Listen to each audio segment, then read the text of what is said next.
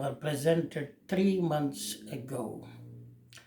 In those earlier episodes, we have discussed in detail the existence of God on the basis of religious, scientific, and historical perspective. In this episode, I will further reaffirm the stones of the existence of God.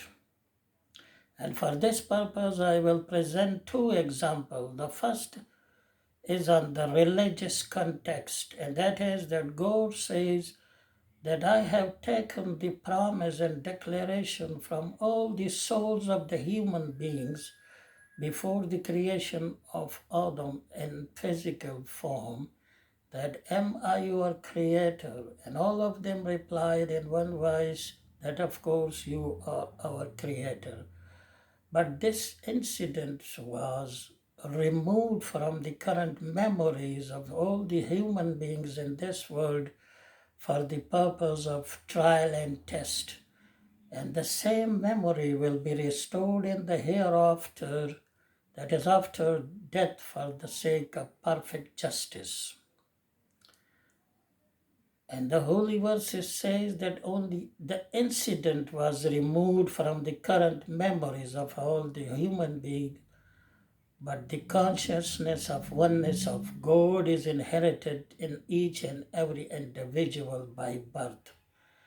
And it is like the fact, for example, that each and every individual in this world do not remember his or her birth incident, but on the basis of this incident, all relationship in this world are being formed and have been formed and are being formed.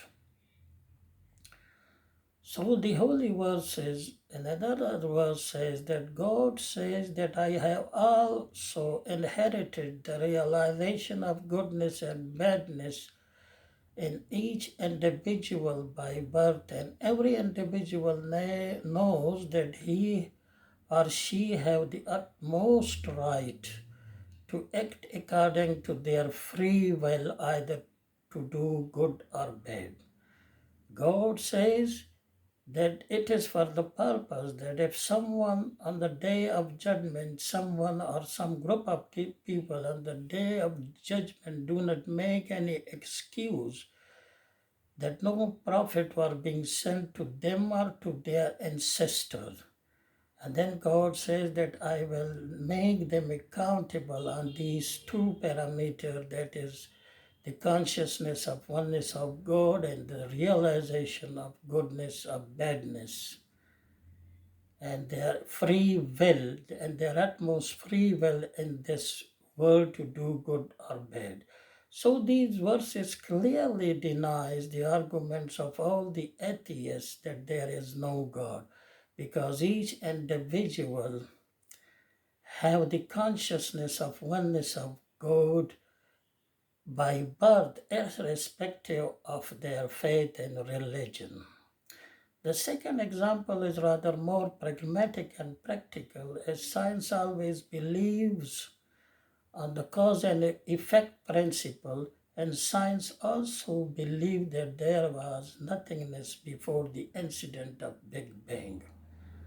So the incident of Big Bang itself describes the existence of an independent being, that is the existence, that is the being of God. And above all, no one in the world have until now claimed or established any independent cause for the occurrence of or the incident of Big Bang except the existence of God.